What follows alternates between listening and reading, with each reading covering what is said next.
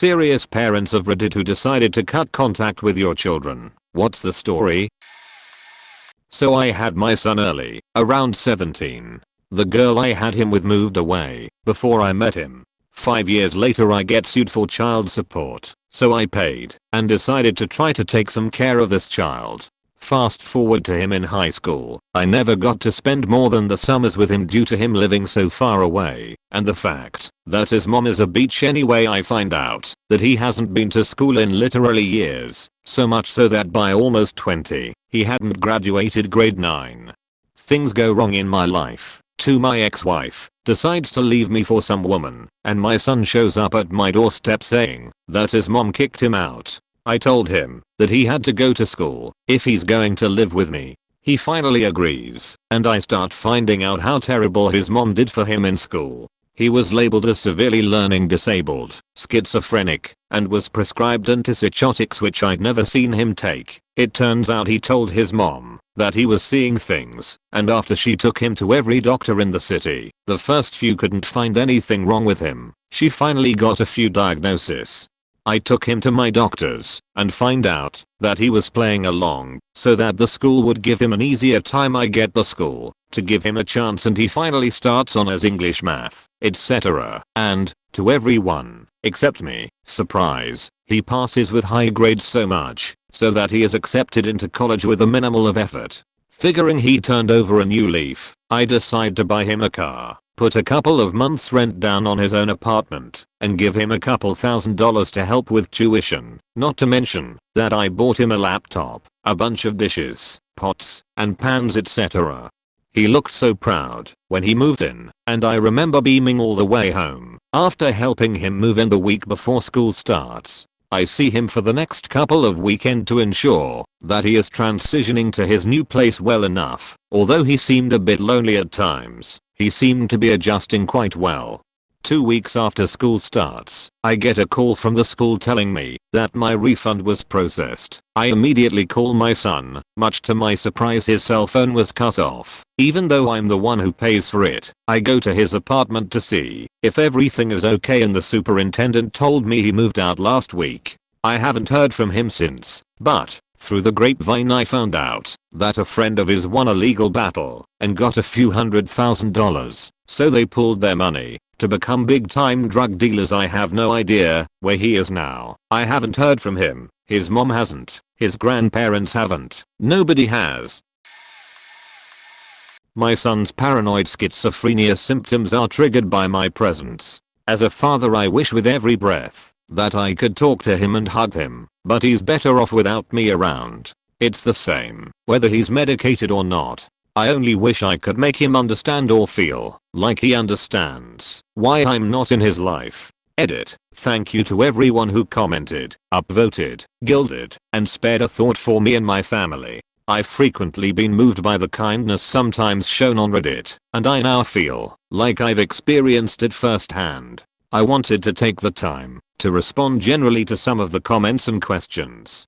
Most of all, those who are afflicted as my son is, and those who are in similar situations with their children. Thank you for validating that this dynamic occurs. My wife and I need to work through this because she sees my pulling away from our son as a cop-out. We've had some counseling over the years, and I sometimes attend NAMI, National Alliance on Mental Illness, family support meetings. I stay busy in my community, so I can't always make it to a meeting, and it's been a while. So I have resources to discuss this, but I've literally never encountered another family where this dynamic is occurring. Thank you for speaking up, and know that you are in my thoughts. I'll share that I did attempt to reach out in a small way to my son a few weeks ago, on his birthday. He's living in a group home now, and my wife went to see him. Knowing that he loves Zaxby's chicken wings, I sent a Zaxby's gift card and a birthday card. I tried to keep it trigger free. Happy birthday. I hope you enjoy your Zaxby's. Love, Dad.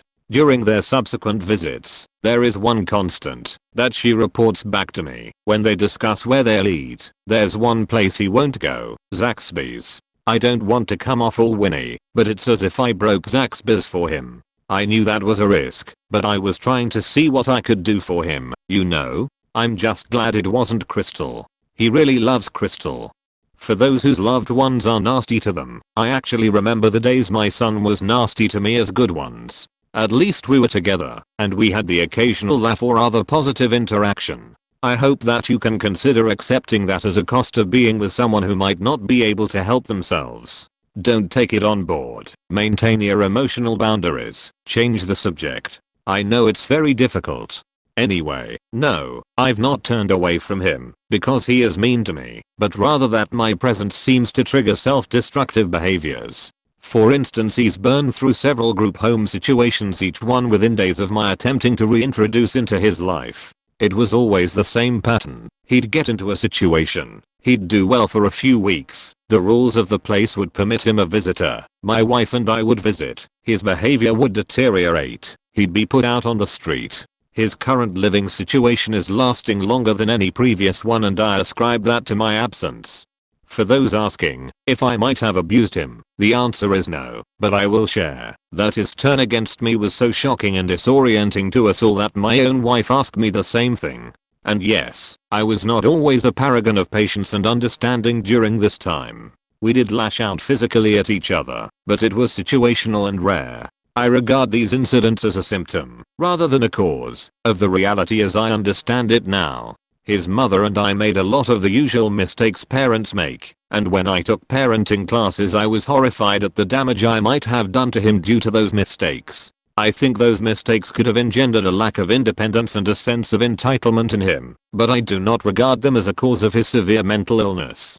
I'm open to trying to find a life configuration that permits me to be a positive influence in his life. I haven't found one yet. And, as a person who tries to live and laugh and love, I want to share that the people suggesting I put on a disguise and interact with my paranoid schizophrenic son sent my mind into its always sunny territory. Laughter through tears, anyone.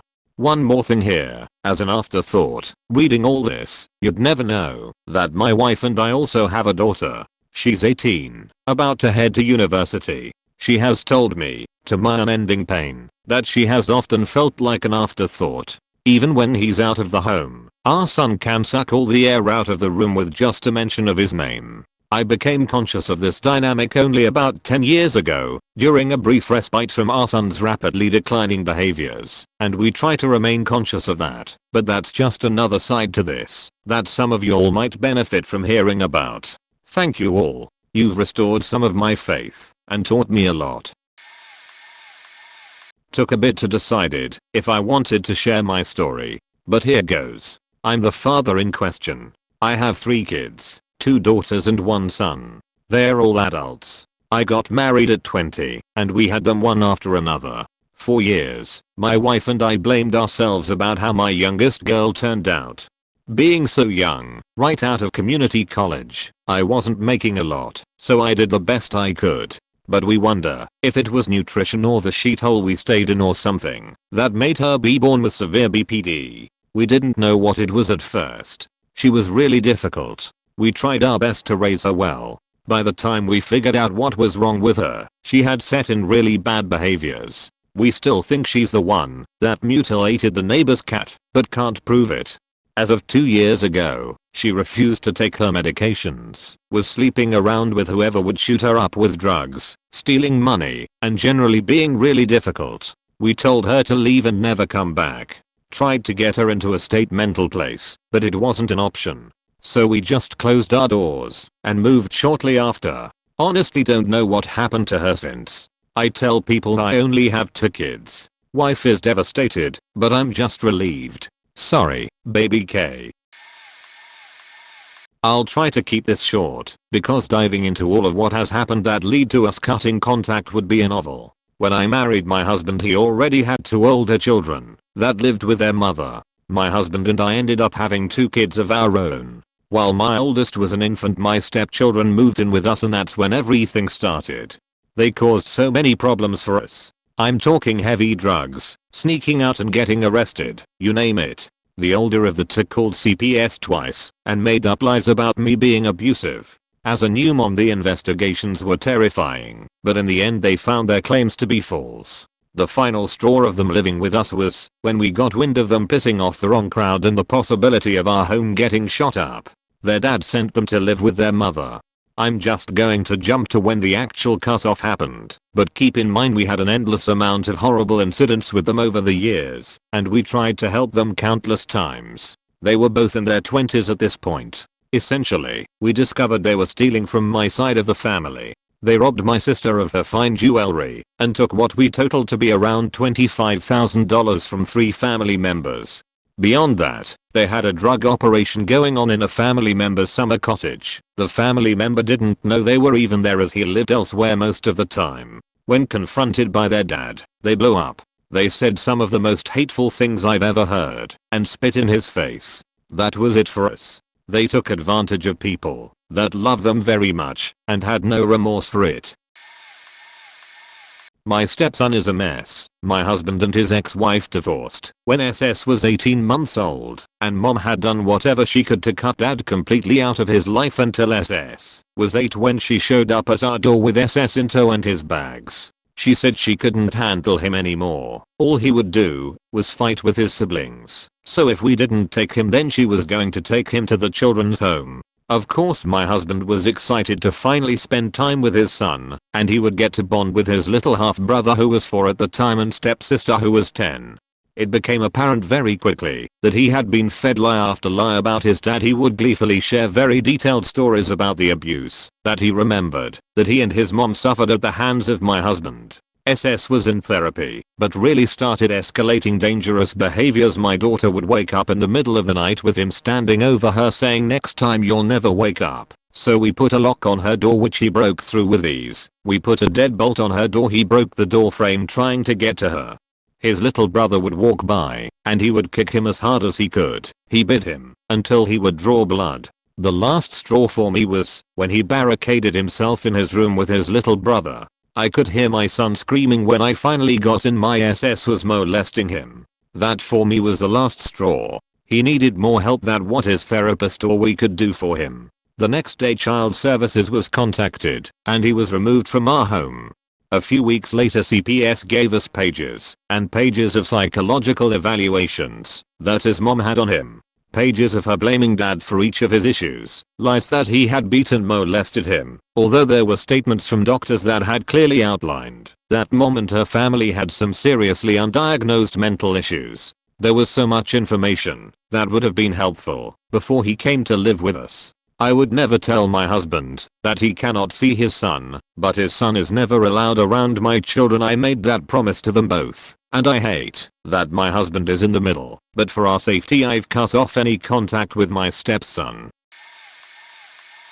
My husband's oldest daughter is not part of our lives at this point. We basically discovered that everything she ever said was a lie. She got involved with a younger guy that's a real asshole. He's horrible to her and her daughters. She called the police on him, kicked him out, said she was never going to see him again. We made it clear that he would not be allowed around us or the other kids for any reason.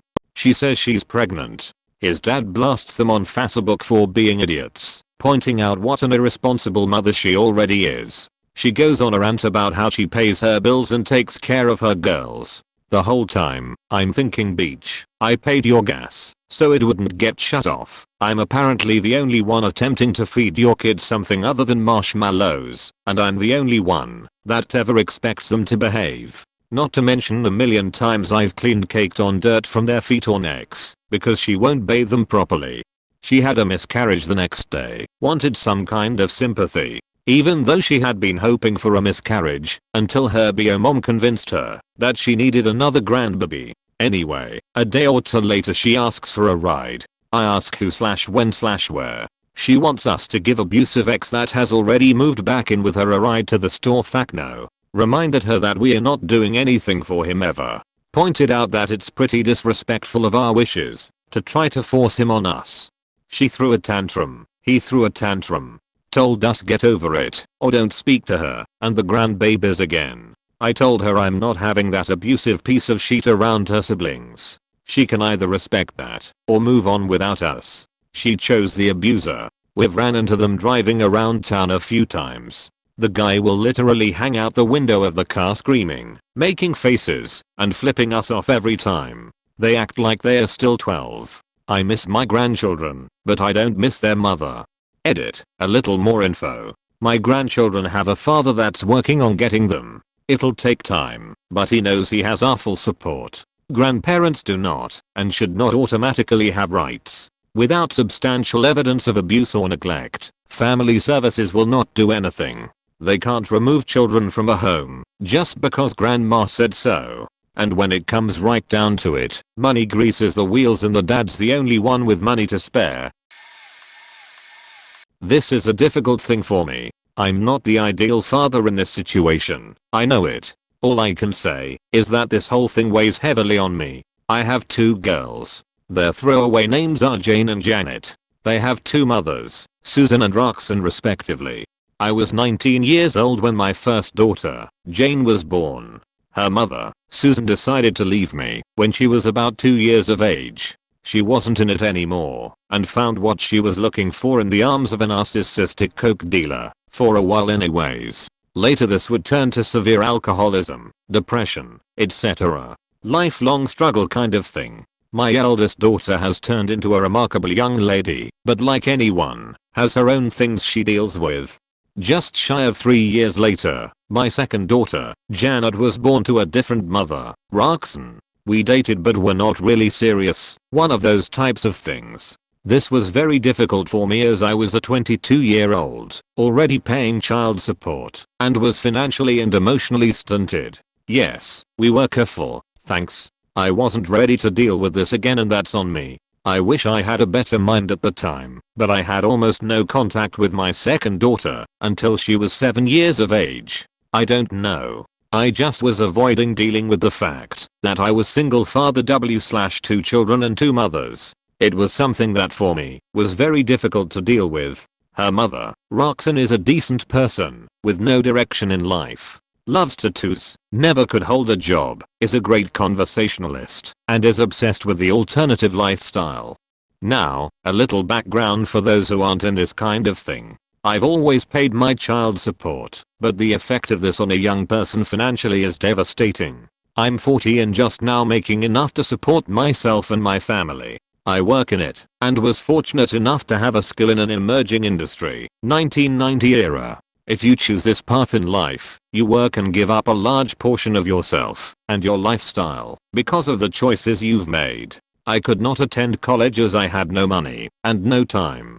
I tried, on 3 separate occasions, to attend a local community college. I eventually couldn't keep up with working 2 jobs and attending school and raising my daughter by myself. We had 50% shared custody agreed between Susan and I, never by a court.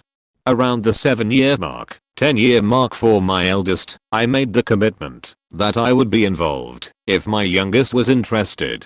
I had come to my senses that I was being a selfish asshole of a father and I didn't want to be that person anymore. Her mother thought it would be a good thing for everyone. She was starting to hold down a job, finally, and what single mom can't use a break? It was great. I had both the girls over to my home on weekends and we cooked together, watched TV, went to parks, etc. I really enjoyed this time with them and remember it very fondly. Just me and the young ladies. That made me a special person.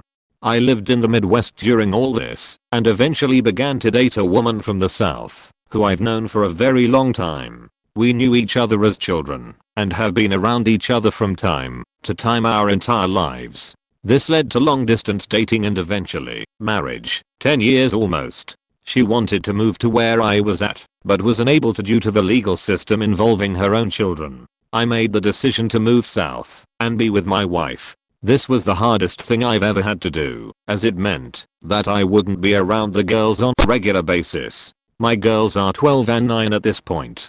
I moved and found work fairly quickly in the ed world. I paid my child support regularly and caught up on the move gap over the course of 6 months. I began to plan to have my girls come visit and they did from time to time. Jane visited more frequently than Janet as her mother had issues with alcoholism and she wanted to be away from it, and Susan would also help with the travel expenses involved. I also would visit from time to time and stay with a couple of friends to reduce the expenses involved. Good pals are good pals, and it helped me see my kids. Janet would come to visit during the summers, and this part is where things started happening. She was to stay with us for a month during the summer as was agreed upon. Once she came to visit, Her mother would constantly be on the phone with her for hours. There was rarely a gap in their constant communication. I expressed to Roxanne that this was the time that we have with Janet and we would like to spend it with her. This was met with she isn't comfortable in the house and misses home. This continued on a daily basis. I asked my daughter if she was nervous about being with us down here and she said yes, I miss my mom. I understand that. Eventually, her mother had a friend drive down with her and picked her up 2 weeks into the visit. Maybe a month was too long for an initial start. I don't know. Next year, we did the same thing. Had both girls down for the summer and agreed that the visit would be 3 weeks. Once again, my eldest was excited to be here and my youngest couldn't get off the phone with her mother. Once again, I expressed that we would like to have the time with her that we are allowed, and once again, the visit was cut short, this time 1 week after she had arrived. Frustrating. Eventually, my Jane moved in with us and attended her first 2 years of high school. She wanted to be with us for a while to get away from the things at home. Again, Susan had a very bad alcohol problem, and I mean bad. Jane wasn't happy in the home, she'd said, and wanted a fresh start going into high school. My wife and I agreed, and she moved in with us. During her sophomore year, Jane came to me one night and said, "Dad, Janet is telling people that you molested her." I was absolutely floored. The first thing I remember was confusion, anger, panic. I called, but Janet refused to talk to me, though she did say that she didn't want to be my daughter and that she hated me. I tried contacting Roxanne and her response was, "I'm not sure what's going on." As Janet would only talk to Jane once in a while now, slowly Jane got a story out of her. When she would come visit, she was uncomfortable in the house and wasn't comfortable with any physical affection. Yes, I'm aware of the signs, but I'm also the one being accused. I attempted over the next 6 to 8 months to make contact with Roxanne or Janet, but was met with "she isn't ready" kind of statements. I recall asking directly, "Do you really believe that I'm capable of something like this?" Answer: "No, but I don't know what to think." Plainly, Janet just didn't seem to want contact. Y'all, this changed me. I went into depression, withdrew from my family, and still feel affected on a daily basis. I'm a mess sometimes. My mind is confused. I have panic episodes, difficult time focusing on tasks. I had frequent anger outbursts. The list goes on. 3 years pass. One day, Roxanne calls and I asked about Janet. She's doing good, keeping herself together. She's not. She's a mess. A minute, I know how to use social media, but she's cut contact with me. Eventually, I made contact with Janet over text messages. She expresses to me that she's sorry and that she didn't feel that she was molested and wants to be a part of my life, and that she is glad I didn't give up on her and wants to try harder and loves me. I'm glad, but can see that there is some serious emotional issues with this child. I also cannot help but feel that I'm responsible for this due to my uninvolvement when she was young. My bed takes some serious weight. Janet is 17 now. I've sent birthday and Christmas wishes and all that kind of thing and expressed that I care for her and would love to see her, but it is completely one-sided. She never calls nor makes attempts at communication. I see her on social media frequently with just the trashiest things, talking about sex, drugs, that sort of thing. She's obsessed with her appearance and how men perceive her. Yeah, I know. I gave up trying to communicate with her this year in January. The last thing I said to her was that I loved her. I think she is a wonderful young lady and I'm here for her. If she ever wants to talk or come visit, I would welcome her with open arms. I haven't heard a word back, but I watch from a distance and sometimes I'm disgusted from the window from which I have to watch her. I'm afraid that she is turning into a very trashy young lady and it's like watching something you know you can't affect.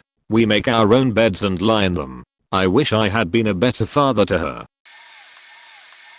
I gave my son up for adoption at birth. I was broke, jobless, homeless, sort of. I had a room at the worst hotel in town, was about to kick his dad out, and even if I could find a job I had no one that would watch my then 18-month-old and a newborn while I worked. I know a lot of y'all will rag on me for even being pregnant.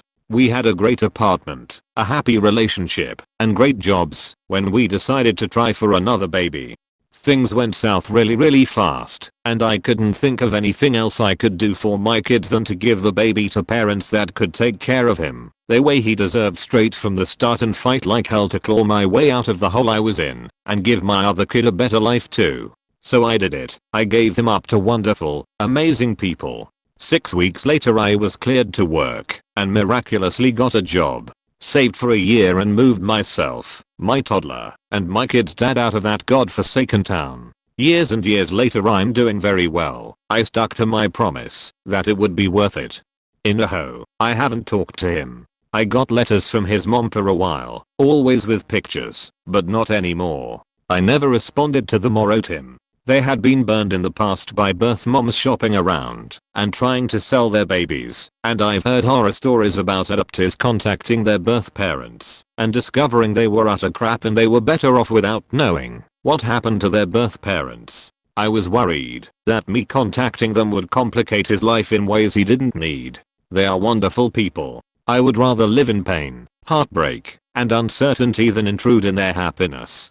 I want to know him more than anything in the world, but if he doesn't, I'll stay right here, away, quietly making good on my promise to him that it would be right and worth it, and that I would never again be in that spot. He will be 15 now. Matthew, if you are reading this, I love you. Forever and always, my baby you'll be. Eater. Huge thank you to everyone who commented. I finally had the courage today to call the law offices that handled his adoption.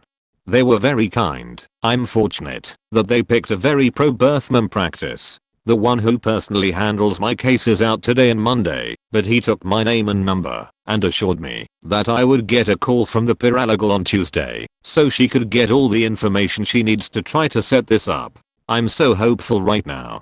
Thank you, people of Reddit. Because of all of your kindness I might actually get to meet him soon. Update, they said no.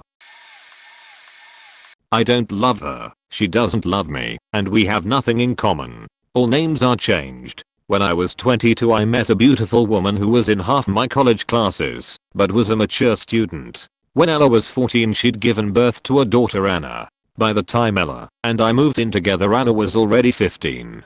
It was like having a roommate. Anna was a great kid and all that jazz, but she wasn't interested in spending all that much time with some random man. Then 3 years later she moved out, and I became the random ex-roommate who covers her tuition. People seem to think it's a tragedy, but we don't dislike each other. We are just not interested in contacting each other. We both love Ella and sometimes we happen to be spending time with her at the same time, like when Anna comes home for Christmas. When I married Ella I promised to take care of Anna. I don't regret that, but my care falls mostly on the financial side. Although I went to every game she had and every teacher conference, we just failed to bond. She's more like a distant cousin than a daughter. I had a daughter when I was fairly young. I married her mother and spent a few hellish years with her until divorce became necessary. We agreed to split custody, so long as she received full physical custody. It made sense under 3 circumstances. Within a few years, it became obvious my emotionally volatile ex-wife was just poisoning our daughter with absurd lies, and to some extent, no doubt, her family as well.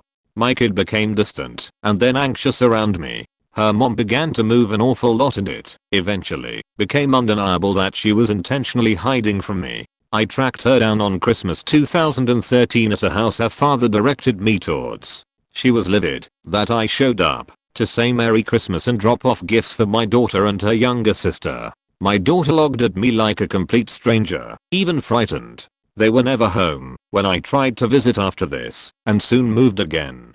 Realized no contact was available to me. Her mom called me from her mother's number months after and asked for a large sum of cash to pay for school stuff. It was April I think. I asked her where my daughter was before I agreed to anything, and she got angry and hung up. I stopped trying I guess.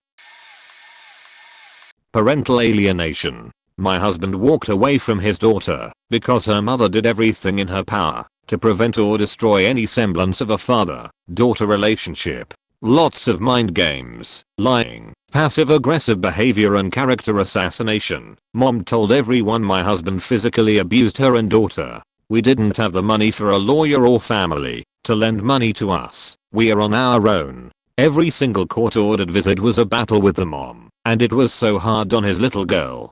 In the end my husband felt it was best if daughter, for by then, was adopted by her stepfather as he seemed like a decent guy, and figured he would be raising both mom and daughter. Only for the mom to repeat the process with him 3 years and 2 more kids later.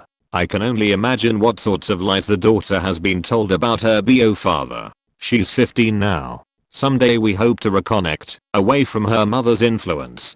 Edit. To clarify, my husband had a lawyer off and on throughout this whole thing, but she wasn't very good, but that's all he could afford. The lady, bless her heart, tried, but she was no match against the opposition. He would basically have to tell her what to do next. By the time it became apparent he had to switch lawyers to see any sort of change in the situation, resources were completely exhausted. We didn't have the thousands for a retainer for a new lawyer, much less the thousands and thousands to keep the fight going. My daughter refused to leave her second husband, who would get drunk and try to kill her. Once when one of my granddaughters, who happened to be 6 months pregnant, tried to intervene, he knocked her to the floor. He picked up my daughter by her neck and slammed her head so hard against the wall it left a hole. Last time he pulled out a gun and pointed towards my other granddaughter, who was trying to get my daughter away from him. He had already shot a hole in the tile in the master bathroom. He was also bullying my 15 years old grandson on a daily basis. We now have custody of the kiddos, but every time the phone rings our anxiety hits the roof as we fear that will be the call to say my daughter is dead. Background: we took her and her first husband in when he wouldn't work on a regular basis because they had no food, no money, and being evicted. Once the first hubby stole my mother's wedding rings. When I asked him where they were, he said he'd taken them to a jeweler to be sized for my daughter. I went to the jeweler. Nope, no rings, no record of the rings. I confronted the sill, and he finally admitted he pawned them. Another time he stole my ATM card out of my purse and helped himself to $300. Had to get the video from the bank to prove to him that he was busted.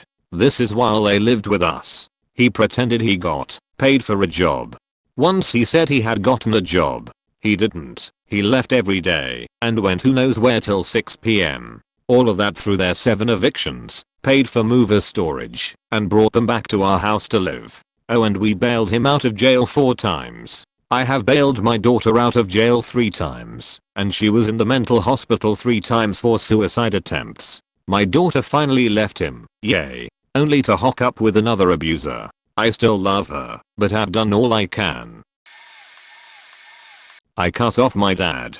Growing up we had all our material needs met, a nice house, enough food. He paid for me to be privately educated. But he's always had a horrible temper and would scream at us and smack us. And I don't mean the way parents usually yell at their kids. I mean completely lose control and rage completely out of proportion over normal kid things like knocking something over or making noise while playing, and you would have to stand there and take a load of verbal abuse, and if you moved or looked at him the wrong way that wasn't okay, and it would get worse. I have some bad memories of him screaming at my little brother for having a toileting accident and punishing him for it by pushing his face into it. My brother was 3. The smacks were within the legal limit, that is, didn't leave bruises, but he would just dish them out for arbitrary punishment, and they were accompanied with a lot of rage. It was like he thought we did bad things on purpose to annoy and manipulate him. As we grew up he still used to yell at us, but didn't smack us as much. He constantly told us how ungrateful we were and criticized pretty much everything we did.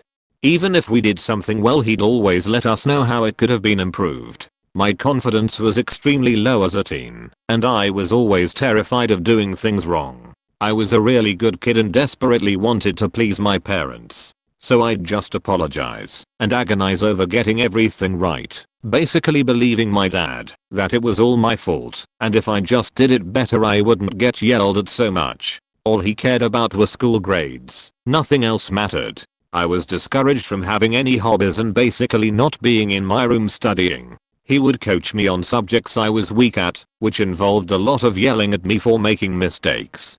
Despite all that, I managed to do quite well at school until I was about 16. But you can only take so much before it starts to affect you. I started getting anxiety attacks in my A-level years, 17 to 18, doing exam prep. And he would yell at me about it and tell me I was going to fail. No one would want to hire me, and I'd spend the rest of my life in a low-paid menial job being utterly miserable. Which was a very scary thing to hear as a kid. Not hating on anyone doing a menial job. Heck, I've ended up doing a few myself, but at the time he made out it was the worst thing that could ever happen to me. And I started to believe it.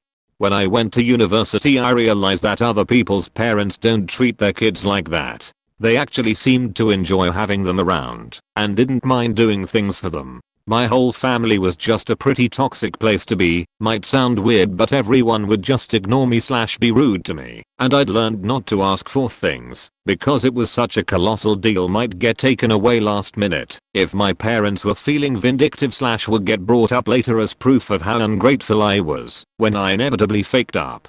Finally, I just snapped.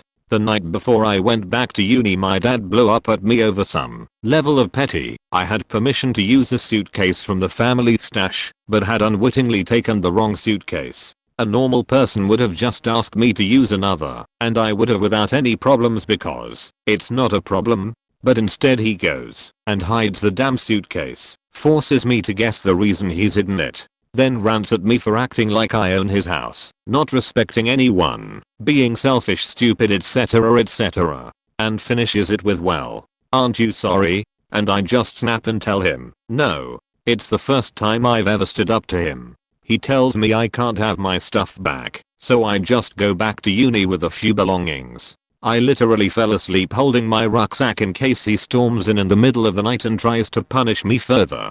Didn't speak for 9 months while I went back to university. Got myself to university counseling services and started learning about emotional abuse and healthy relationships. Slowly started to deal with that anger and grief and learn healthier ways of coping. Also started to deal with my underlying depression and anxiety from the constant verbal abuse. After a bit felt better and wrote my dad a letter using my new words and saying, "When you scream at me / grab me and shake me / call me selfish and ungrateful, I feel angry, disrespected / frightened, etc., and it's not okay. And if you do it again, I will leave the room. And if you keep doing it, I don't want to have a relationship with you." To my astonishment, he apologized for the first time in his life. Said he'd screwed up and hadn't been the best of dads. We phoned. There was tears on both sides, and he promised he was going to do better in future. I was so happy and hopeful. We had more contact. Him and my mum came round to visit. They were actually really nice to me. Things went well. By the time I graduated a year later, I felt confident enough to move in with them when I couldn't get a job straight away. Wasn't ideal, but the plan was to get a job ASAP and move out. I did manage to get a job within a few weeks and wanted to finish my trial period before looking for a new place. Parents were surprisingly supportive up until I was a few weeks into my new job. At that point, unfortunately, he started screaming and criticizing me again. As I was now standing up for myself, these started escalating into screaming arguments. Also demanding that I do a load of cleaning around the house. Pitching in with the chores isn't an unreasonable thing to ask, but he made me clean things that were already clean just to make a point and wanted them done right now this second after I came home after a 7-hour shift and a 1.5-hour commute. Things came to a head when he demanded, not asked, no negotiation. He literally screamed at me until I agreed that I'd pay rent of £100 PW. Because I needed to learn what it was like to live in the real world. Beach. I'd been living independently and paying bills, rent, and food for 3 years while I was at university. I had actually built up savings by the end of uni by working a part-time job and being sensible with my money. All it was doing was reducing the savings I was building up to be financially independent. Note, my parents are very well off and did not need the money. Would have been a different story otherwise. We had an argument that was getting heated. I walked away. He charged up the stairs after me and grabbed me by the arm, trapping me and screaming in my face. He's a strong guy, and I'm a 5'2" and 8 street female, and I felt real fear. I realized I couldn't stay there anymore. I also realized that it was cheaper to move out and rent a room, and I wouldn't get screamed at into the bargain. I didn't want to go, before I'd finished my probation, but I felt like staying wasn't much of an option at this point. So I made plans to leave. I was super aware I was still trapped in a house with him, and I didn't feel safe around him anymore, especially since he seemed to follow a pattern of escalating the abuse when I was getting more independent. So I just pretended everything was okay until I was moved out and stopped speaking to him. The hour before the moving van arrived, he presented me with a check totaling the rent I'd been giving him. I was extremely angry and told him how fucking inappropriate that was to 1. Pressure me into giving him the money in the way he had to, treating me like a child who couldn't handle their money. 3. Essentially forcing me to leave as it was more financially viable to rent than pay his extortionate rent. He got very angry at me for not being grateful. That was it. I was just done. Haven't spoken to him in 3 years and don't really want to. I have much better relationships with my mum and brothers, who are much more normal people. I see them all separately and out of the toxic family environment, which really helps. But I just feel no desire to see my dad. I really don't want someone in my life who screams and shouts and bullies me physically and financially when they have the option. I also keep thinking of him hurting my little brother and feel physically sick whenever I do. What kind of person can do that to a little kid? Now I'm an adult, you see how small a 3-year-old is, and I never could get angry with one. Side note, yes, my mum should have protected us, and as an adult isn't blameless for not stepping in, but my dad is a very controlling person and basically took control of our education and discipline, and would tell her not to interfere if she did try and speak up. You could see she wanted to break up the shitty situations at the time, and when he wasn't around things were a lot more relaxed and happier. I guess that's why I still feel able to have a relationship with her, even though she was part of the problem. She still doesn't fully understand why I don't want to see my dad, but I just try to love her and accept the relationship we can have.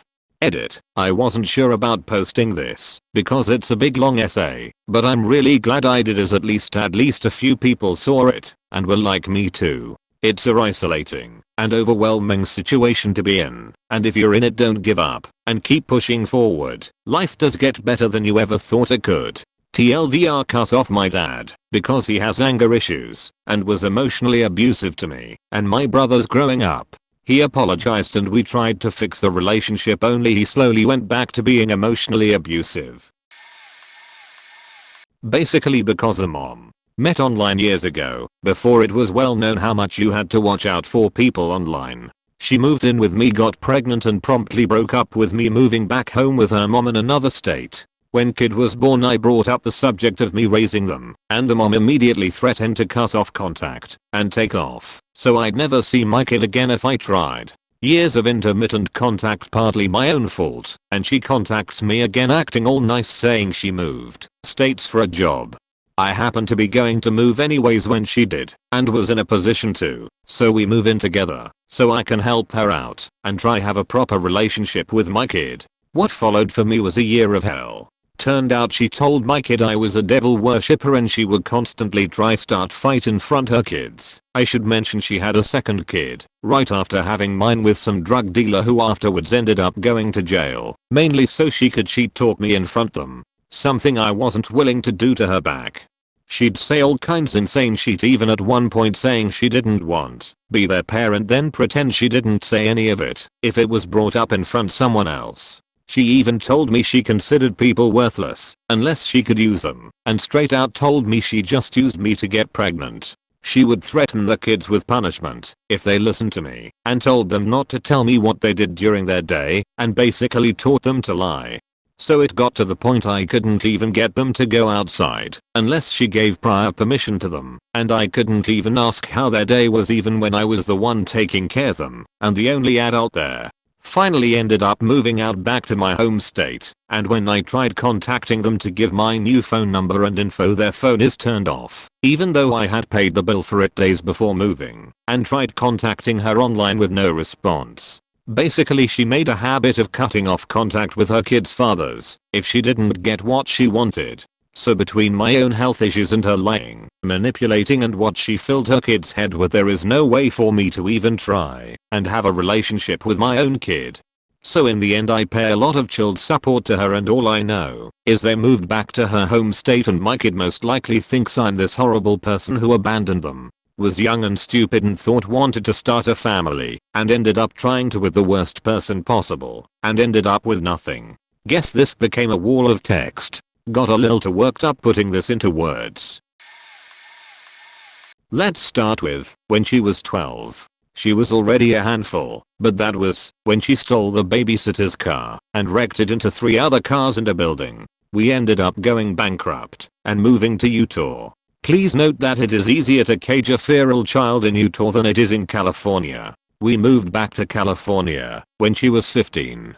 She and her friends stole heirlooms from us and medications. She made up lies about what a big dope dealer I was and how I abused her. Yeah, I might plead guilty to that if you will take her off my hands. Neither cops nor counselors/enablers like to hear that one, especially when other professionals laugh at them and say, "Oh, he said that to you also? Here, call Sergeant Jones. He has the folder." Basically she has mental illness and likes to not take her meds, run wild, and party. Gloss over. Basically she has made our lives a living heck. I say heck because I know of stories even worse. I had cancer about 4 years ago, and survivors last 3 to 8 years, on average. She was going through a non-medicated stage, and had left her boyfriend and special needs toddler because I then made the comment, "How do you think he feels about his mother leaving?" And she went totally batshit ballistic on me. I won't post most of what she said, but "You're a sick old bastard, and I hope you die a lonely painful death," was a defining moment for me. Life, considering, is too short to put up with such shit. It's been 25 years since she was 12, and was old and tired and had put up with enough. I will not acknowledge her nor speak to her. Even though my wife is an enabler, she knows better than to go there. As far as I'm concerned, my daughter disappeared at about 10 and was replaced by a monster. I've tried and given up. It weakens me too much to fight her mental demons and mine too. I hope she finds the help she needs, but don't bother calling me and telling me if she does. I'll most likely be dead. Throwaway account. Not really my children, but kind of. 10 years ago I started a relationship with a guy, Aaron, who had 3 kids, aged 13, 6, and 5 at the time. After about 6 months, I moved into the apartment building next to his house, but pretty much spent every night with him. Aaron had the kids half time when we first met. His ex-wife had them the other half, but she had gastric bypass surgery and a drinking problem. 2 things that really don't work well together. They had been divorced about 2 years at that point and she didn't work. Neither really did her new husband. They sat around their apartment and drank and spent the $150,000 she got in the divorce. Well, that money dried up and she couldn't afford to have the kids at her apartment as long. Aaron was is a waiter at his family's restaurant and worked nights and weekends. I worked a standard MF 8 to 5 job. So, the responsibility for the kids' homework food emotional support started falling on me more and more. I was actually okay with this. We agreed on most everything except one thing. The kids' weight. The mother had been overweight until the gastric bypass. The kids were medically morbidly obese. The oldest girl, 13 years old, was 5 feet 2 inches and 250 lbs. So, when I was alone with the kids, I would teach them how to cook healthy and delicious foods and we'd go on walks and be a bit more active. As the years progressed, my actions were repeatedly undercut by Aaron. The youngest 2 would stop off at the family restaurant on the way home and have a big bowl of matzo ball soup without me knowing. Then, I'd be home, and we'd make a healthy dinner not knowing they'd already had one pretty much. After 4 years of fighting him on the kids' weight, I just couldn't do it anymore. That and after 4 years, he changed his mind and decided he didn't want to get married. So, I put a deposit down on an apartment and was going to move in 2 weeks. He found out about it and kicked me out instead and told the kids I had been cheating on him. It's been 6 years since then. I found a better guy. We are now married with no kids. I heard from Aaron once. About 3 months after I moved out to let me know that his ex-wife died when her liver gave up. No food or alcohol after gastric bypass will apparently do that much quicker. But I never talked with the kids after that. Every once in a while I'll Facebook stalk them. It's upsetting to see that their father has continued the obesity trajectory, but I know that I tried. Wow, you guys are really supportive and have helped me feel better about my choices. I have a couple of points to make after reading some of the comments. I have never stopped missing my son, the son I knew and loved as a child and young man. Hope remains, but not the delusions. Most importantly, however, I could not have done this alone. His older brother has been the backbone of our survival. He accepted our situation and his nieces without hesitation, never wavering in his love and affection and time. I moved to the same suburb he lives in, and he sees them daily after school to help with homework, ensuring they are academically and socially successful. He keeps them at least one day a week, while I drive into the nearby, in Texas terms, town for weekly work meetings. He loves them unconditionally, and calls them my girls. Without his love and help, we would have sunk. Yesterday he sent me a link to a house for sale with a pool in the backyard. He has high hopes and expectations and keeps us all on our toes and moving forward. Thank you for all the kind comments and for sharing your stories. It really has been so very heartwarming and helpful.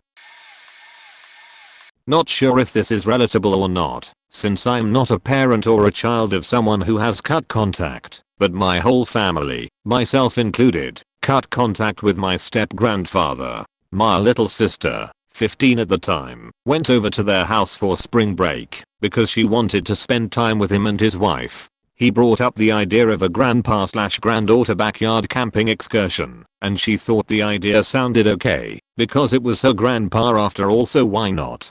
While my grandmother was cooking, he asked my sister to follow him outside and look for a possible campsite for their backyard. The creepy faker sits down and convinced my sister to sit on his lap when they got outside, where he decided it was appropriate to talk to her about how he could buy her all these sex toys, how to orgasm, how he gets hookers, shocking for a 70-year-old man with health issues, etc.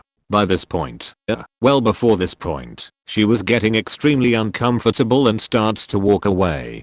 He then full-fledged groped her chest, and she ran away to the house crying and screaming. After telling my grandmother what happened, she refused to believe it and denied it. She locked herself in the bathroom and called my stepdad and told him to pick her up.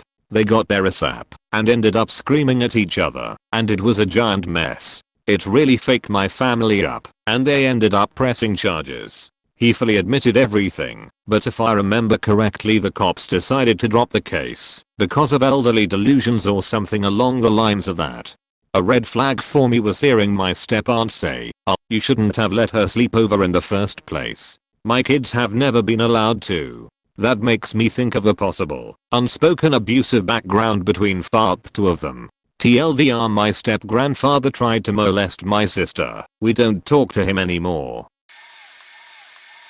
I started reading this post with the worst of fears. I was angry before I even read any comments. This is because I cut ties with my parents/child abusers just a few years ago, after getting flashbacks to their abuse of me from the time I was very young onwards. Had no memory of these many events until my 30s.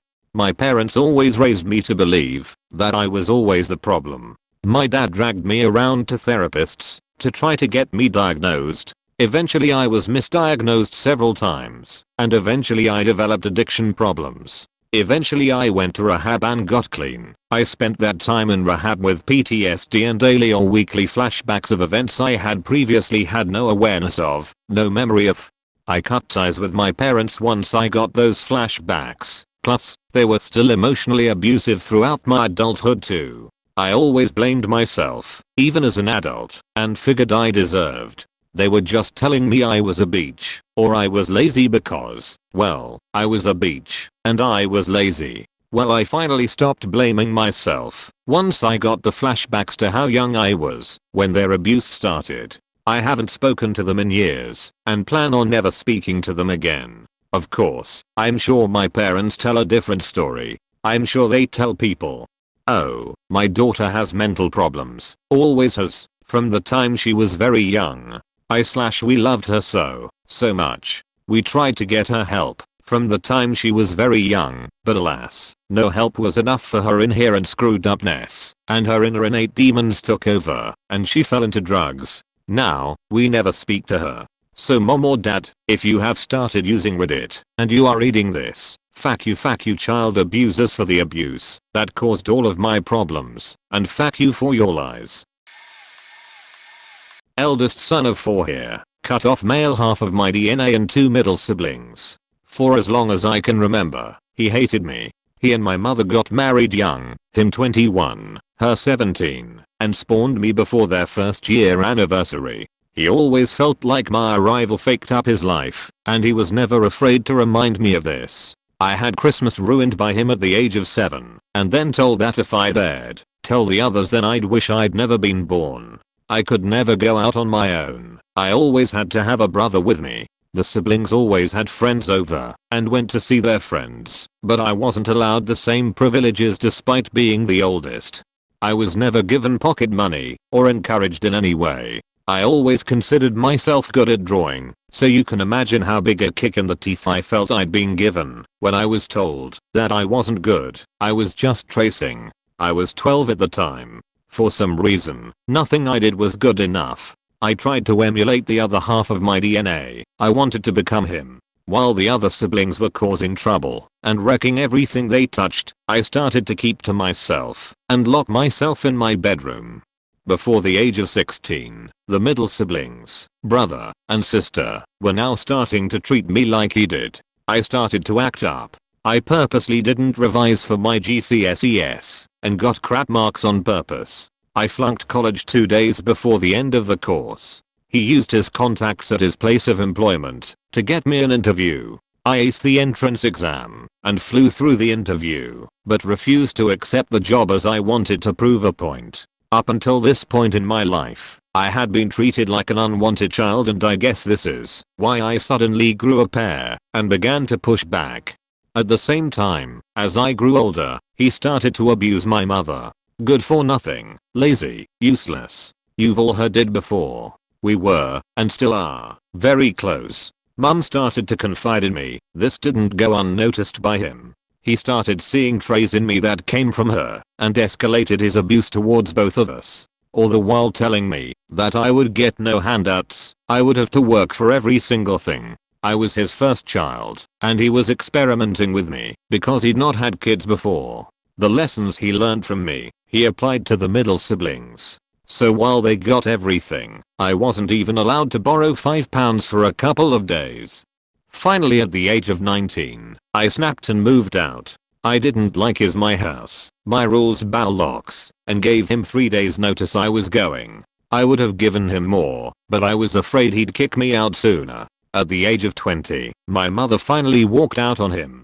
He tried to rap her. She beat the shit out of him and found a bedsit and started divorce proceedings. She could have wiped him out, but didn't want to screw over the youngest son, 8 years my junior, by making him homeless. It was at this point that he tried to reconcile with me. He reached out via email, said he'd like to talk about this and how it affected us. I said there was no us. I wanted nothing more to do with him. I told him about how I'd messed up on purpose since 16 because I knew I couldn't please him, so showed him what disappointment in a child really looks like. He replied, said that he'd still like to meet up and talk over a beer or a coffee. I told him quite bluntly where to go, told the middle siblings in the same email that I wanted nothing to do with them either, but the youngest brother was going to be found once he turned 18. He really looked up to me, and I felt faking awful for abandoning him with such faking assholes, but I had no choice in my mind. He came looking for me when he hit 17. They realized how alike the pair of us were and started to abuse him like they did me. He took great pleasure in telling me that the other half of my DNA read every single one of my emails out loud without reading through them first. There's more to this story, but I'm struggling at this point. So to wrap up, I live a 2-minute walk from my mum's house. The only brother lives with her, and I have the most amazing partner of 7 years who has been helping me deal with my issues. With her support I first found steady employment, then gained the confidence to begin improving my life. We are now saving for a mortgage and a Tesla, and I couldn't have done it without her. I've also discovered that I'm quite good at a lot of things, and that it's not too late in life to start putting a plan together for a future. If you're reading this, and you think this might be you, and you live close to the M6 by Cresswell, fuck you. Sincerely, fuck you for having such massive effect on my life. You have defined so much of me from being such a vile cunt, but I'm slowly throwing off your shackles. I make model cars. I draw. I drive a white car. I used to avoid a lot of hobbies and interests because it reminded me of you. And I'm still going to get a Jaguar before you. Seriously though. Fuck you. I haven't seen my parents in almost 20 years. I haven't seen one of my daughters in about 2 years. In summary, my parents were very emotionally neglectful. I had a roof over my head, meals, and went to the best schools, but I never developed appropriate social skills until much later in life. I wouldn't say my parents were abusive, though we did have some fights. At 16 I thought I knew everything. I started living with friends and their family, yes. At 18 I got 3 women pregnant within 4 months of each other. To summarize a long story, I didn't know that 2 of them were mine until they were about 5. I was emotionally neglectful to my children. I was selfish, so when I was about 21, I left to start all over again. I joined the military, had a great career, and received several degrees in fields unrelated to the positions I've held in the military. I left the military about 3 years ago and changed careers into a much more lucrative field. I was overseas the entire time in the military. I kept up very rarely with my daughters. I had finally developed emotionally by then and had the time, resources, and inclination to attempt to make things right. I have good relationships now with 2 of my daughters. One of my daughters, we'll call her Ed, lives a white picket fence lifestyle with her mother. Her mother's husband has filled the role of a father quite well. Red will be okay. I have been asked to keep my distance because of the poor decisions I made in neglecting my responsibilities. They'll allow me to come around occasionally, though Red's dad doesn't like it much. I'm her father. He's her dad. Brunette is my oldest, though I found out about her last. Her mother has married young, and they are still together. They live in the ghetto, and though I had some suspicions about drugs, they seem to be heading in the right direction. Brunette's mom is a nurse now. They also had the foresight to enroll Brunette into a sort of program that helps underprivileged, but intellectually gifted students get into college. It was sort of a boarding school. Brunette has passed the program and starts college in a few days. Brunette will be okay. Blonde is a different story. Her mother and I were together when she was born, and for the first few years of her life. We never should have stayed together, as it was not a good situation, because we were both stupid children who thought they knew everything. Children shouldn't have children. When I got back to the States and changed careers, I looked in on Blonde. I found out that she was literally living on a pile of clothes in a 2-bedroom house that had 9 people living there. Blonde's mother has 7 other children, no real job. I told Blonde's mother that if Blonde doesn't move in with me, I will pursue her legally for full custody. Blonde moved in. She was 16 and was acting like I was when I was 16. She had severe emotional issues and a few psychiatric issues. I work for a hospital, so I offered to help. Blonde would have none of it. A verbal argument about getting her help came to a head, and she moved back in with mom. Blonde's mom is only slightly less emotionally neglectful than I was, but considerably physically neglectful. I worry about Blonde. Blonde is legally an adult now. She wants nothing to do with me. I often ask Brunette and Red about her. I have zero desire to see my parents. Their neglect contributed directly to the death of my younger sister. Her psychological issues born of emotional neglect caused her to drink herself to death at 33. Blonde has zero desire to see me. My history of neglect has contributed directly to her psychological issues. By the time I overcame my issues, damage was already done. Edit. Clarification. Late to the party and will get buried, but as of about 2 months ago, I'm the cut-off child. My dad is pretty much insane, violent, racist, misogynistic, homophobic, cruel, just filled with a shocking abundance of hatred. I'm sure he was thrilled to see the Nazis march on Charlottesville this weekend. He lives in the middle of nowhere, literally surrounded by woods, and kills his distant neighbors' pets if they come onto his property and/or if he sees them at any point, no matter whose property they are on. He also stockpiles guns, including the famous R-15, and thinks the FBI is tapping his phone and sending their black helicopters to spy on him with their X-ray cameras.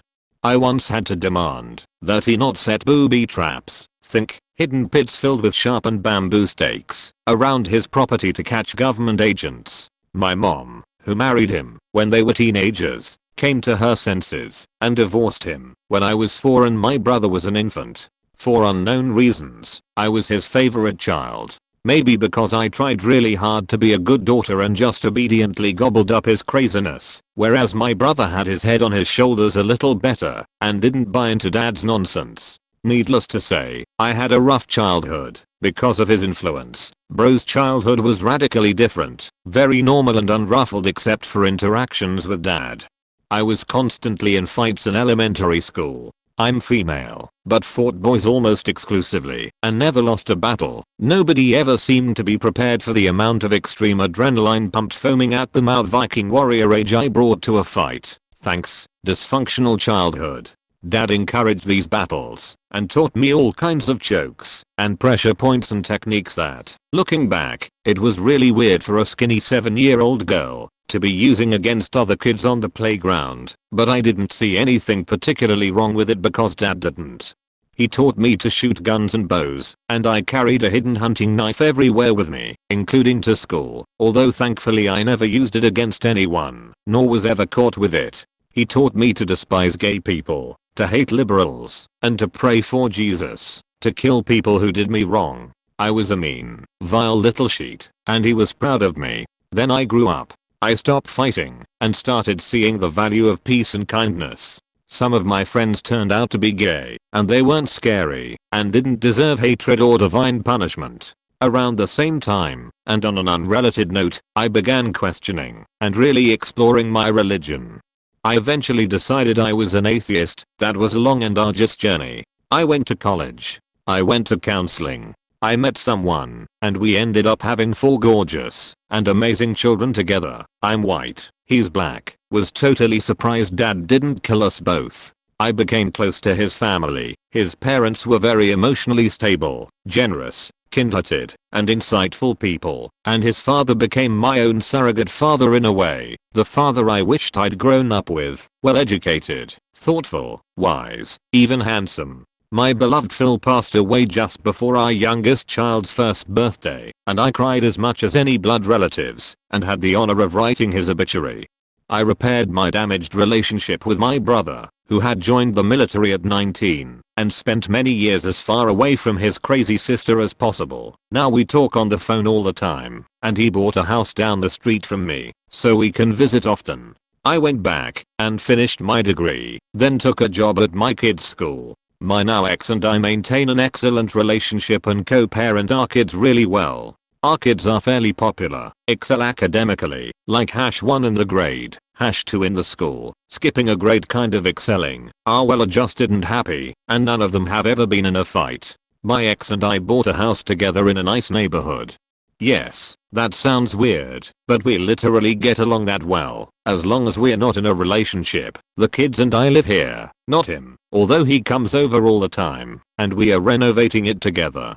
I don't allow anyone, including my dad, to talk bad about my ex, and he does the same for me. It helps to build a really healthy example of mutual respect and cooperation for our kids. Imo. Ex has finally started dating again, and is now in a stable relationship with a nice policewoman, who has 2 kids. We even all went out to dinner together, and had a great time. She seems very sweet, and gets along great with our children.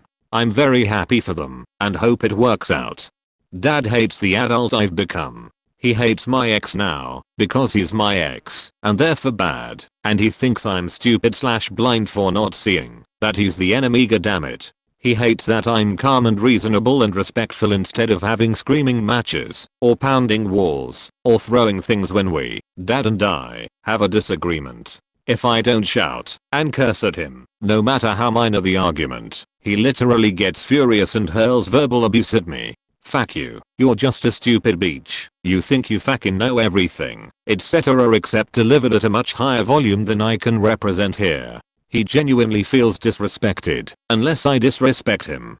That's like an insane level of faked up. I've had to step between him and my kids many times to prevent him from verbally or emotionally abusing them. He could not be around them without supervision, not because he would molest them or anything. Thankfully, his problems did not extend into that territory, but because he would take them aside and tell them that they should hate Obama, that liberalism was a disease, that gay people like and all else and that's nasty, and they should be killed, etc. He's very controlling and has no interest at all in my life or the kids' lives beyond trying to force us to do what he wants.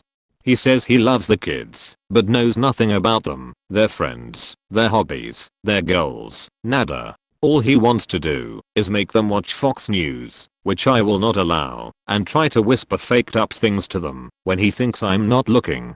He has zero interest in them as people, only as vessels that he wants to fill with his psychotic ideologies. Recently, it all came to a head, and he cut me off, and won't have anything to do with me. I genuinely don't care, and I'm grateful that he finally pulled the plug. I only maintained what passed for something resembling a relationship from my end, because I felt sorry for him. He's so alone. He's alienated himself from everyone except for his siblings and my brother, who also feels sorry for him, but obliges his mental disorder by cursing him out loudly and thoroughly when they disagree. Dad's only friendships are on Facebook with other hateful people, and someday he'll probably turn up on the news for having killed someone. I looked for his photo from the Nazi rally, almost surprised I didn't spot him, but if he ever belonged to one of those groups they probably kicked him out for being more hateful than even they could tolerate, or having half black grandkids. That's probably a disqualifier. So he cut me off, but it's honestly a relief. I hope I never see him again. TLDR, my dad cut me off for not continuing to be crazy and dysfunctional. When I was violent and hateful like him, I was his favorite. Now that I'm a pretty decent person, he despises me and can't stand to be in the same room as me. The final straw was when she met a random guy in a bar, and within 3 weeks, had a huge tattoo with his name done on her leg, was engaged and married, and never said a word, all while she lived with us. We found out after seeing it on FB, and wouldn't have known his name if we hadn't seen the tattoo. I lost it, threw her out, and didn't speak to her for several months. Of course they were divorced after a year or so. I have apologized by email for handling it badly, but she has somehow twisted things in her head and laid blame entirely on me. It is going on 6 years. We have seen one another a couple of times, but it is cold. I sort of keep up with her incognito on FB, but it is painful. Now, at 36, she hangs out with an ex-friend of mine. That's a special story, and calls her mom. The childless sex addict, sociopathic ex-boyfriend refers to her as daughter. It is extremely difficult. I literally have no idea how to deal with it. I do know that this pseudo-mom thing is keeping it going. I should add in my daughter's defense that she has a very serious form of hyperinsomnia that causes her to be unable to properly cycle through sleep. She is sleep deprived. The help is in the form of strong pharmaceuticals which she stopped taking for good reasons, also something that I cannot force her to do. She is otherwise functional with a good job as a nurse. I miss her every day. Probably long buried, but what the hell. My birth father was a musician. A pretty good one that may be well known in some circles. My mother was an ambitious hairstylist in LA, involved in the rock scene of the 80s. Need I say more? They had been together for a few years, I'm told. They had me. He was an alcoholic. He had talent and ultimately alcoholism held him back. The same thing translated to his ability as a father. He disappeared. Oddly enough, in a Disney story fashion, my mother had reached out to a distant friend for work. This friend's parents were incredibly wealthy. She asked to do housework for them and went to interview. She brought me. They didn't offer her the job, but they offered her a place to stay and get on her feet. C and L, we will call them. These amazing people had adopted 7 children from all over the world and their ages varied at the time from 8 to 18. I was raised in a massive house by my mother, my new grandparents, and 7 older brothers and sisters. I learned to ride my bike in the kitchen. They got my mother a car as a birthday gift. They helped raise me and afforded me all the opportunity I could dream of. After about 4 years, my mom got it together and we moved out. Shortly after she met my stepdad, another aspiring musician without a booze problem. He was a nobody transplant from the East Coast trying to make it in the LA music scene. He was ambitious and began a small company in their bedroom with my mom at our apartment. I was 9. Without going into detail, they became millionaires over the course of about 2 years. We left our apartment and moved to a beachside town. He decided to adopt me as his own. I was happy to have a father, but felt confused and like I had sold out. I grew older and eventually realized a troubling situation. My father had provided, but had developed a mental illness that essentially caused him to burn every bridge he had business-wise. His illness ultimately led to my parents getting a divorce. In the process I gained a beautiful sister, and at the age of 18, and in search of purpose I myself disappeared. I did everything I could to stay away. I dove deep into my closest friend's generosity. I became a lump on their couch. The divorce was bad. My sister was still in her early years and I decided to try and play a part. After time I decided I couldn't handle it. I joined the military to get away, and I did. I left for almost 12 years. I kept in close contact with my mom and sister, but never my stepdad. I had just turned 32, and I guess I was just curious. I asked my mom if she ever spoke to my real father, what he was up to, where he is. She had, and told me he had a daughter and a son, was married for 15 years, and living close to my hometown. I decided to reach out, say hello, just see where things would go. We began talking over email. I would tell him about my interests and he would ask questions about my life, what I was like, what I enjoyed. After some time, we connected on writing. I used it to get away, as a refuge to share my thoughts and materialize them before I usually threw them away. It was a cleansing, therapeutic ritual for me. I shared some of what I had saved and oddly enough, he too wrote, and we decided to share.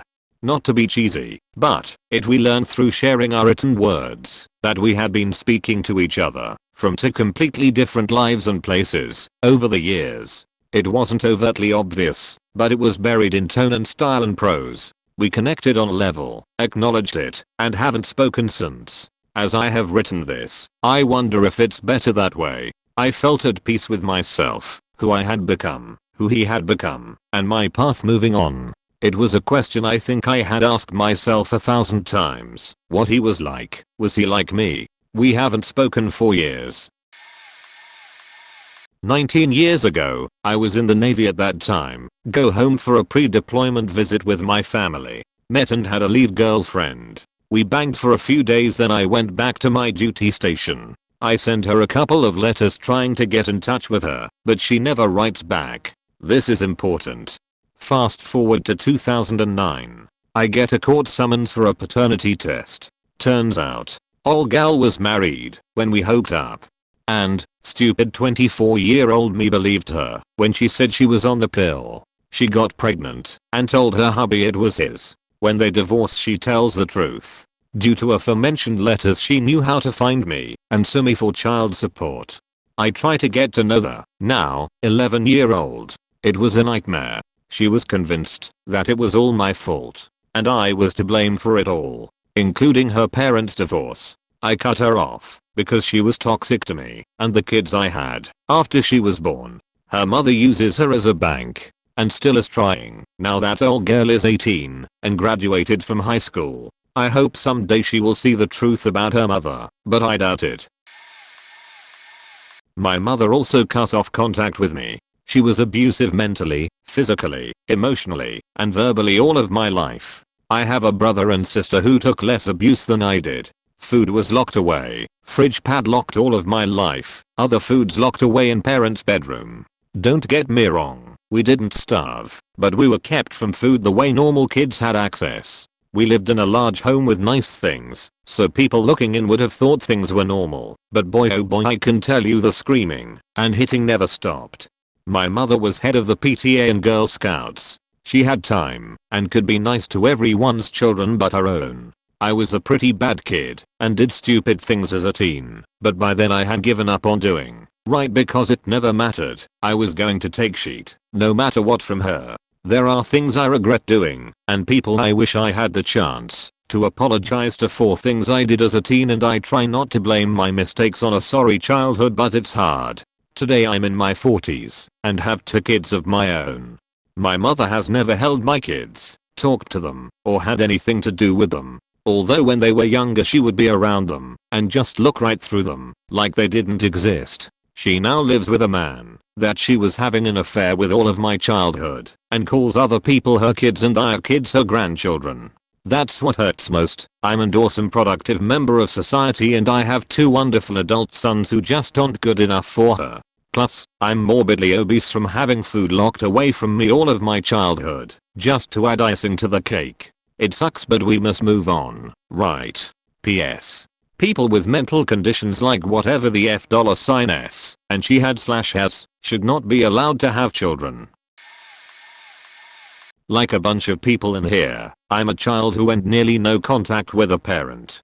Hope I'll still be allowed to post, but I used to be extremely timid as a kid, and it didn't take much to upset me, and was bullied relentlessly for years because of it at school. My father was the typical alpha male who solved problems with screaming, violence and alcohol, any of which made me implode. Since as far back as I can remember, any interaction with him was 90% screaming and anger, and the remaining 10% was brutal teasing in everything I did. In my teenage years my mom let slip that he was trying to toughen me up by constantly berating me and teasing me. But in my mind, talking back to a parent was all out blasphemy. I'd been hardwired not to do that, to respect adults and their authority. One day I just broke from it all. He'd been drunk and screaming at me. I'd locked myself in my room to bawl my eyes out. I came out hours later like a rabbit checking if the coast is clear, and wham, a set of headphones comes whipping out and hits the wall right in front of me. He was loaded and more angry with me than I'd ever seen. I wish I could say that I'd screamed and confronted him. Instead I turned inwards and made a persona for myself. I named her Nehru, like from Legend of Zelda, and believed her to be me. Nehru was strong, confident, steady and took no crap. She hated her father and viewed him as less than human. Like a switch, I could turn it on and off. I stopped replying to him, even when it was a simple hello. He kept drinking, but eventually dropped it cold turkey when my mother said it was changing him. It was around that time that I was starting college and he began to awake from his drunken haze to actually see what he'd done to me. I noticed him calling out to me more often than ever in an attempt to repair what he'd done, buying me things, making me things, talking to employers to get me a job in his field, one that I had no interest in. Nehru was disgusted, and so was I. I moved out and live a very independent life, which I pride myself on. I only talk to him for as short a time as possible, and if he didn't live with my mom I'd never speak to him again. Until something changes I'll still say, "Hi, is mom there?" when I call as the only words between us. When he's old and needing care, I will pass him on to my older sister, because he is not welcome with me. My husband is the child in this case. A bit of a backstory. His mother couldn't cope when he was younger, so every chance they got they sent him to his nan's. Her mother 6 years ago he had a daughter. Both him and his ease were stupid and naive. They broke up, we got together. A few years later were married with a son. His mother has his daughter every other weekend, we have her the opposite weekends. We pointed out that she never bothered with our son. If we asked her to look after him there was an excuse. 9 months ago we got more and more worried about his daughter and found out she was being touched by her stepdad. We spoke to a social worker and was told to keep her with us. His mother and his ex plotted to kidnap the daughter and brought the ex to my house. She also paid for the ex to get a court order under the allegation of us being drug addicts. His mother made a massive scene about us being terrible people, then got upset when we cut ties. She didn't know we knew about the court or the kidnap plot. When we let on we knew, she said it's up to my husband to make the first move. She's not seen our son since that day or even asked about him. My husband has given up waiting for answers. I believe you will get a skewed image of the facts by just asking the parents why they decided to kick out their kids. Ask the kids, you might get a different story. My dad kicked me out, even though I was an okay kid. He never wanted me to begin with, and I started to see that after a while. I started to rebel against being the literal house slave who stayed at home to clean the place nobody else ever cleaned, while he went out to do fun things with his new wife and her kids. I started getting bad grades on purpose, because they got me more attention from him than anything else would. He kicked me out every now and then over silly things, like refusing to do dishes that had been breathing new life since right after my last visit 2 weeks before, and my mom always sent me back and scolded him for not knowing how to deal with his kid. Then one day after the so manyth time he kicked me out over something stupid, I told my mom about a few things that had happened and said I didn't want to go back this time.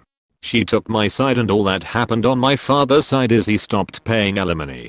He's texted me only once since then, after a terrorist attack hit my neighborhood, to check if I was still alive. My grandmother told me my dad still attributes my not coming back after the last time he kicked me out to childish teenage emotions and stubbornness. I'm 24 and haven't seen him in 8 years. From the perspective of my mom, well, /u/Edward Waite 118's dad committed suicide in mid-2013 because I was simply too much perfection for him to handle one, so he decided to take a break, since his boss was also an asshole, or so he says. I don't see what's wrong with his boss telling him stop using your dad's death as a crutch. He should worked through it instead of storming off. Anyway, since my ex-husband was broke, he didn't leave much money, so Junior here had to look for work. Even though he has state forms for complaints and even a workers' comp claim, I think he's lying when he tells me 2 jobs in a row messed with his pay, and now he has a full-on stress disorder and is having a strange click in his throat when he swallows, whether it's food or excess saliva, an involuntary anal seepage. Who told my idiot son to stay there anyway too? I don't know. He's very good with computers and he might use that photo store thing to bolster his claim, since he thinks I'm an easy target 3. So, it's my mom's 90th birthday, and I'd like him to come to Taiwan. The faking liar is saying he doesn't have money for a plane ticket make it there, and he's out of money, and it's bullshit to hear that nobody is willing to lend my son $1,100 overnight. Not my problem. I guess he's too selfish to see his own family, especially the woman that gave birth to my holiness. What's that? He's also on the verge of being homeless, since he's having a hard time finding a job, and not even McDonald's would hire him. Also not my problem. Let me get on my line group chat and tell everybody what a piece of shit he is, so that they don't talk to him, block him, and even move, so that the pose that I gave birth to can't hurt me or disagree with me ever again. 1. My mom is medically qualified as a narcissistic sociopath. 2. I only lasted 1.5 months at each job, but still. 3. I'm an it guy and do some graphics, but I'd never Photoshop sheets for attention, yet she accused me of sending fake paperwork when she refused to believe me. I'm the child, but I cut contact with my father when I was 17. He broke up with my mum at that time and moved out. He tried to convince me that my mum is a liar, although he was the one that cheated on her. He wouldn't stop going on how his new girlfriend was afraid of my mum because she's a police officer. He told me that my mum had called his new girlfriend and tried to talk to her about my father's women stories. He didn't know that my mum had received the same calls from a woman. Neither my mum nor I know who had called her. Another reason for me was that he had told my half-sister he had her before he met my mum, had to choose between him and my mum, although my sister has lived with us before. He told her that on her birthday. She grew up with my grandparents, so she never really had much of my father and wouldn't tell him what a complete idiot he was. That's why I did that. 2 years back he tried to get in contact with me again. We had a few phone calls, but I chose to cut him off again after he called me a liar for having severe depression. Since over 10 years now, it was only diagnosed 2 years back. He didn't want to pay for me and my education anymore and stopped paying. I then had to sue him into paying for me, and he has to pay for me until I finished my education. Since that he tried to stop paying every year, so I have to see the lawyers over and over again. He even tried to convince the judge I'm lying about my depression, so he doesn't have to pay for me. Funny thing is, my oldest half sister had similar problems with him over 10 years ago. He wouldn't talk to her back then, but as soon as he had heard she was pregnant he would come running back to her. Same with my other half sister. They are now so precious to him, because they have small kids. No idea what my father has told my sisters, but I haven't heard from my oldest sister since he moved out, and I meet up with my other sister maybe once or twice a year. I'm 23 years now, and will finish my education next year. After that I hope to never hear of my father again, but as soon as I get pregnant and start having my own family he will probably be back, just the way he did it with my sisters. We manipulated our son by using a plethora of information we gained by constantly monitoring him through technology and people. Obviously we hid this from him. Eventually he realized what we were doing and confronted us about it. We were too frightened to admit to what we had done, and we still aren't ready to acknowledge that we did anything wrong or that we took advantage of our son's innocence. In fact, we deliberately worked to maintain that ignorance because it made it much easier to get away with treating him like a subhuman. We didn't really want an equal human relationship, and we still don't. We wanted to play God. We don't see our role as guiding him to reach the same level of understanding of the world that we have, more like a source of entertainment that we pay for by keeping him physically alive. We rarely lie directly to him, although we certainly have no problem with it. We just don't really have to. For the most part we just leave so much that needs to be said unsaid that his consciousness is atrophied to the point where it's really impossible for him to figure out nearly anything. We still have a much greater awareness of what happened than our son, and we still want to maintain that, so we still bring in people he hasn't seen before to manipulate him. We just avoid direct contact to a slightly greater extent. And that's what love is.